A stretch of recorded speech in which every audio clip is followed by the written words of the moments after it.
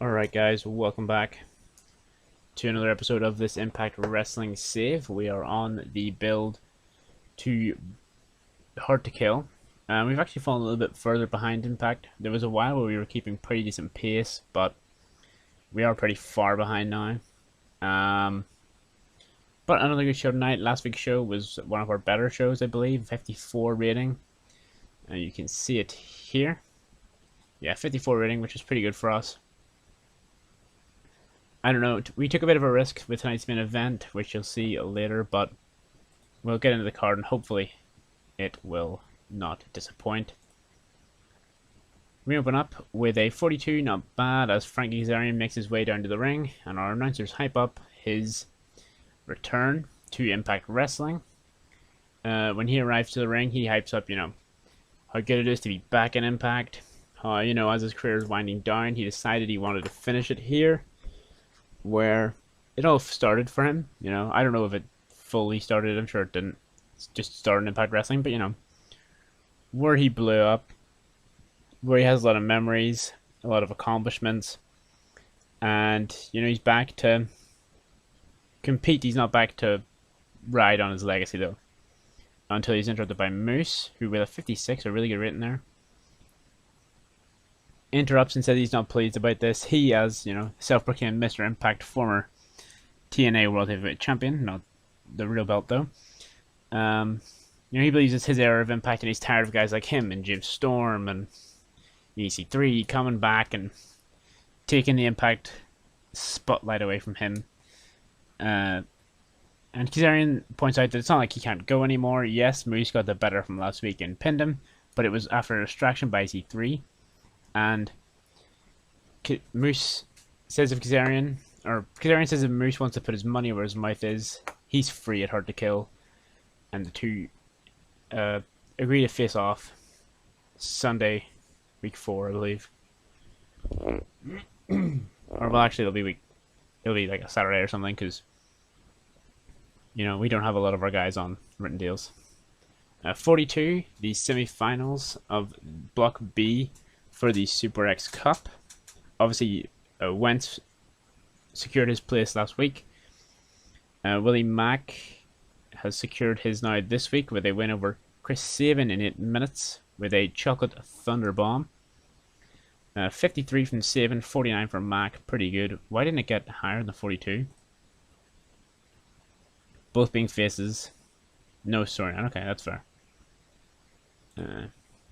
Then we have a 34 for a stare down between Wentz and Mack. Not much to say. They'll face off at Hard to Kill as well, in what should be a really good match. I think in real life it would really bang on the undercard. And there's the added bit of technically Willie Mack did injure Dez in one of their block matches, so that's the reason it's not Dez versus Wentz. Although, yeah, I think I would have went Dez versus Wentz. But instead now we're doing Wentz versus William Mack. We get one of those similar to the real life sort of video adverts, I guess, for the Violent by Design stable, although they haven't been called that yet in the vignettes or anything. There you go, vignette was what I was looking for here. 43 rating, pretty good. Similar sort of culty vibe out in the middle of nowhere. Different like punishments and stuff for the two members of the Deaners as EY looks to unleash the real Deaners within. Good rating, I think. When we put the stable together, obviously we're keeping Cousin Jake in the stable, despite how I think in real life, as I've caught up with Impact now, he's really been someone that I enjoy watching as part of in his feud with Violent by Design. But we're going to keep him with it because our Titan division needs the heel teams. Speaking of heel tag teams, the North defeat Falaban TJP as Josh Alexander pins TJP with a TKO. Bao was the weak link, of course, struggling to keep up. 50 is a really good rating for a tag team match like this. Alexander and Page 50 and 52 respectively. TJP at 43, Bao all the way down at 34. Not bad. We're just keeping the North warm going into their tag title match. And Gallows and Anderson 47. They come out to the ring. Mic in hand. They get in. We think they're gonna, begin to throw barbs back and forth verbally, but instead, smack. They just immediately start throwing digs as the two tag teams brawl all around ringside. The time for talk is over. Next week is the go home show. Anderson and Gallows are in the fighting spirit. Last week we had Tara Valkyrie defeat Serena Deeb. This week, Jordan Grace, Serena Deeb's tag team partner, takes on Rosemary. Rosemary, as unfortunately, loses in this match. Jordan Grace beats her in 10-24 by pinfall with the fall from Grace. 45 rating. Decent, actually, for our Knockouts division. 44 and 43 for Grace and Rosemary, respectively. Obviously, both former Knockouts champions. So, a really good Knockouts match. I think the tag match at pay-per-view will do really well. I'm assuming it will. I haven't worked it all out time-wise, but I'm assuming it will still make it onto the main card either way. So, the first 2v2 tag match for the new reign of the Knockouts belts will hopefully set the belts up for a good start. And then we just have Grace and Serena Deeb celebrating here. Sami Callihan promo, where he calls out Ace Austin and my man Fulton, talking about how it's rich for Ace Austin to talk about how Callihan manipulated OVE and manipulated other situations in his career. When Ace Austin is doing the same thing, my man Fulton is his muscle, is his insurance policy. But if Fulton and Ace want to fight, they came to the right guy. Callihan challenges my man Fulton to a match that we will see later on in the show, which I don't know how it's going to go. Fulton's had one single match this entire run. Technically he's undefeated. I think he beat Doug Gallows. So we'll see how he does later on tonight. 46. A little bit disappointing. Hoped for a little bit more. Chris Bay defeats Heath Slater. Not Heath Slater. We don't call him that anymore. Just Heath. 954 by pinfall with a triple C. Bay got a 51. Heath a 46. Any dirt sheet notes? Lack of storyline. We probably should have had Eddie on commentary, actually. That boy would have made more sense. But afterwards, Bay continues to beat down Heath Slater. Why do I keep calling him Heath Slater? Heath.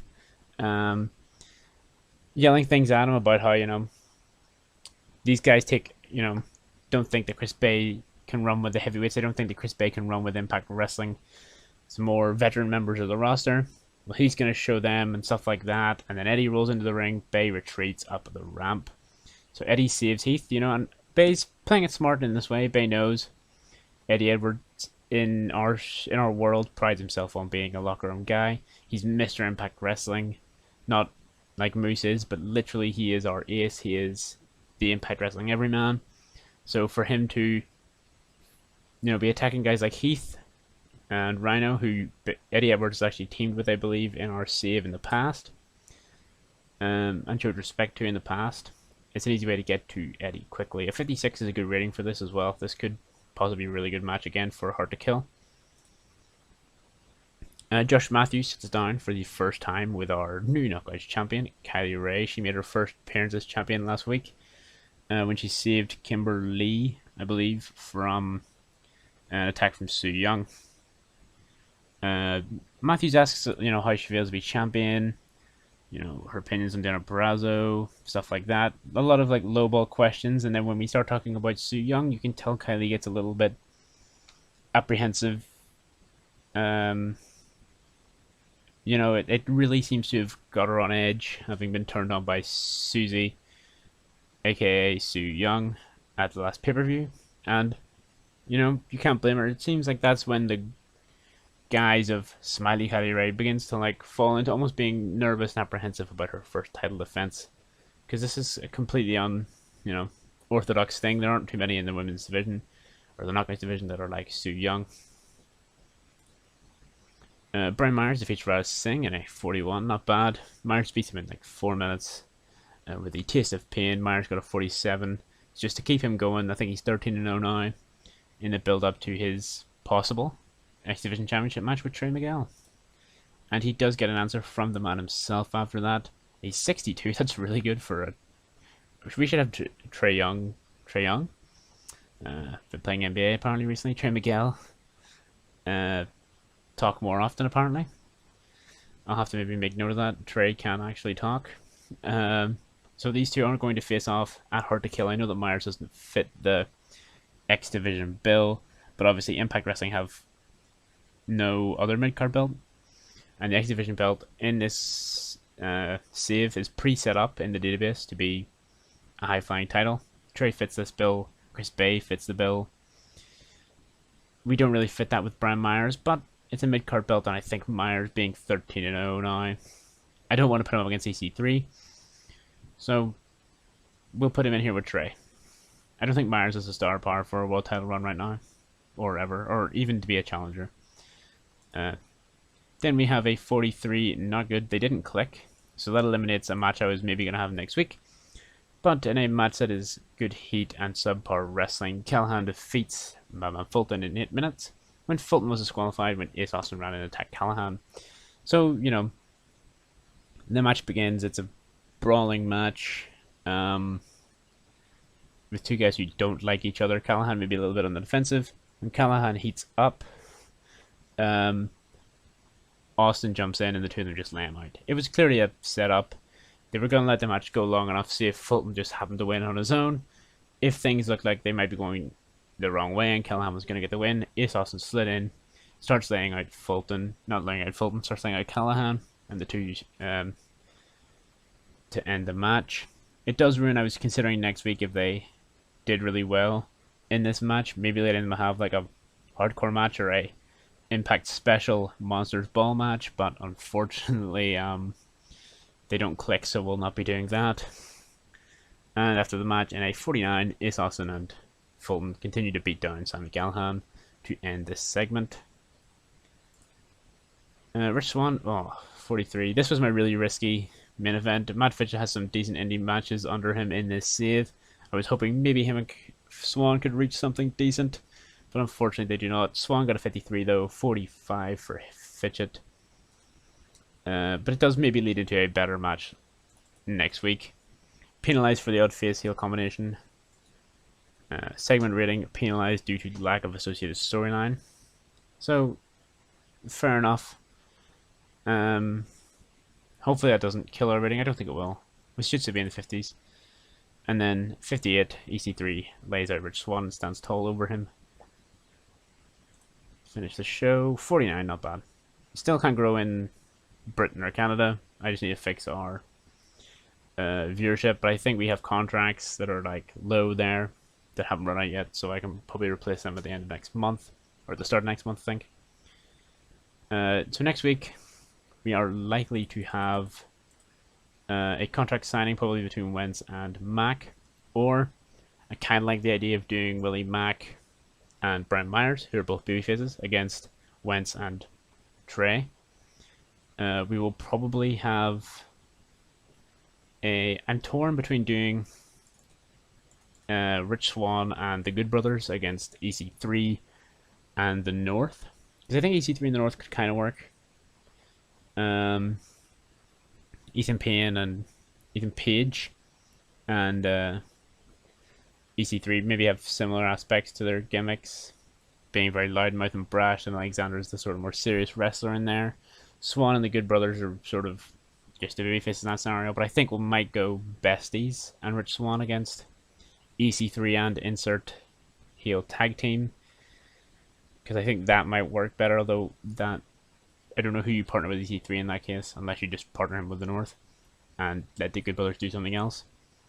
Callahan can't have that match next week now with Fulton because it kind of bombed this week, but we'll sort something out for there. Bay now has Eddie Edwards' attention. Kelly Ray has been a bit weird now about the whole Su Yung thing, so that will unravel next week as well. I hope you guys enjoyed this episode, and I will see you in next week's episode. Cheers.